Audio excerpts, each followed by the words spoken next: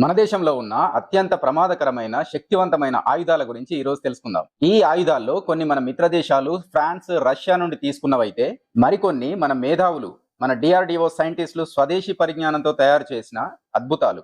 అవేంటో, వాటి పవర్ ఏంటో, టెక్నాలజీ ఏంటో ఈ వీడియోలో చూద్దాం. Welcome to our channel spotlight Praveen. ముందుగా ఆకాశాన్ని శాసిస్తున్న మన రాఫెల్ గురించి మాట్లాడుకుందామా.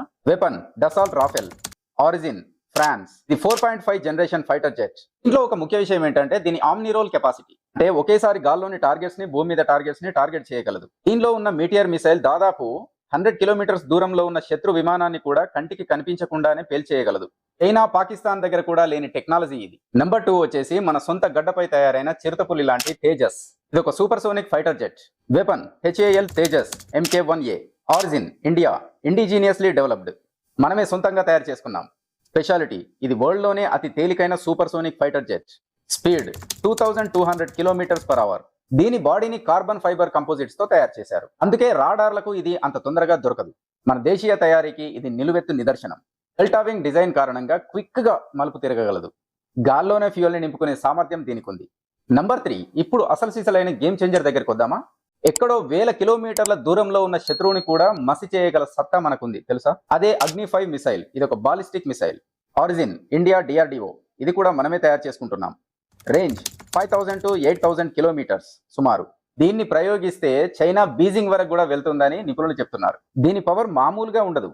ఇది ఒక ICBM technology, inter continental ballistic missile. ఒక ఖండం నుంచి ఇంకో ఖండం కూడా తాకగలదు. న్యూక్లియర్ వార్ హెడ్స్ ని కూడా మోసుకెళ్లగలదు. ఇది ఒకే క్షిపణితో వేరువేరు టార్గెట్స్ పై అనేక న్యూక్లియర్ బాంబ్స్ ని వేరువేరుగా ప్రయోగించగలదు. నంబర్ 4 వచ్చేసి బ్రహ్మోస్. ఇది ఒక సూపర్ సోనిక్ క్రూయిజ్ మిసైల్. మన దేశంలోని బ్రహ్మపుత్ర నది, రష్యాలోని మాస్కో నది రెండింటిని కలిపి బ్రహ్మోస్ అని పెట్టారు. Origin India and Russia joint venture. దీని స్పీడ్ ధ్వని వేగం కంటే 3 రెట్లు ఎక్కువ. ప్రపంచంలోనే అత్యంత వేగవంతమైన సూపర్ సోనిక్ క్రూయిజ్ మిసైల్ ఇదే. శత్రువుల రాడార్లకు దొరకకుండా దూసుకుపోతుంది. దీనిని భూమి, ఆకాశం, నీరు, జలాంతర్గామి ద్వారా కూడా ప్రయోగించవచ్చు. దీనికి ఫైర్ అండ్ ఫర్గెట్ టెక్నాలజీ ఉంది. అంటే వదిలాక దానంతట అదే టార్గెట్ ని వెతుక్కుంటూ వెళ్లి గుద్దేస్తుంది. బ్రహ్మోస్ ఇది మన మిలిటరీకే గర్వకారణం. అందుకే ఏదేమైనా రష్యాతో మనకి మంచి సంబంధాలు ఉండి తీరాలి. చిరకాల మిత్రులు ఎవరైనా ఇండియాకు ఉన్నారంటే అది రష్యా. మీకు కూడా తెలుసు. ట్రంప్ని గింపుని నమ్మే పరిస్థితి ఉందా? లేదు. Naval land power. ఇప్పుడు మరి సముద్రంలో కింగ్ ఎవరు? మన INS Vikrant. India Cochin shipyard లో తయారైంది. ఇది ఒక కదిలే ఎయిర్ ఫోర్స్ స్టేషన్ లాంటిది. 30 యుద్ధ విమానాలు దీనిపై ఉంటాయి. ఎందుకంటే ఇది సముద్రంలో ఎయిర్ క్రాఫ్ట్ క్యారియర్ కదా. 40,000 టన్నులకు పైగా బరువున్న ఈ షిప్ మన నేవీకి గర్వకారణం. ఇది ఎంత పెద్దదంటే 1600 స్టాఫ్ ఉండొచ్చంట. ఇందులో 2200 కంపార్ట్మెంట్స్ ఉన్నాయి. ఇక నెక్స్ట్, భూమిపై యుద్ధం అనగానే T-90 భీష్మ గుర్తుకొస్తుంది. ఆరిజిన్ రష్యా, ఇండియాలో లైసెన్స్ పై తయారీ. స్పెషాలిటీ, దీనికి శత్రువుల మిసైల్ ని దారి మళ్లించే జామింగ్ సిస్టమ్ ఉంది. రాత్రిపూట కూడా స్పష్టంగా చూడగల థర్మల్ ఇమేజింగ్ దీని సొంతం. 5 కిలోమీటర్స్ దూరంలో ఉన్న మిసైల్స్ ను కూడా పేల్చేస్తుంది. ఎడార్ల నుంచి మంచు పర్వతాల వరకు ఎక్కడైనా ఇది పనిచేయగలదు. ఇప్పుడు ద డిఫెన్స్ షీల్డ్. దాడి చేయడమే కాదు, శత్రువుల నుంచి వచ్చే దాడిని కూడా తట్టుకోవడం కూడా ముఖ్యమే కదా. అక్కడే మనకి హెల్ప్ చేస్తుంది S-400. Weapon S-400 missile system. Origin Russia. దీని రోల్ వచ్చేసి మన గగనతల రక్షణ కవచం అని చెప్పాలి.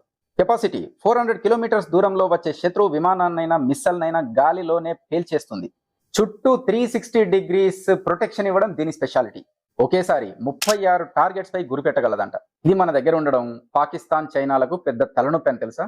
ఎస్, ఇలాంటి వెపన్స్ ఇంకా చాలా ఉన్నాయి ఇండియాకి. మన దేశ మిలిటరీ పవర్ గురించి చెప్పిన ఈ వీడియో బాగుంది, ఇన్ఫర్మేటివ్ గా ఉంది అని అనిపిస్తే కామెంట్ లో జై హింద్ అని టైప్ చేయండి. మరిన్ని ఇలాంటి కంటెంట్స్ కోసం సబ్స్క్రైబ్ చేయండి. అందరూ బాగుండాలి, హ్యూమానిటీ వర్ధిల్లాలి. Thank you. జై హింద్, జై భారత్.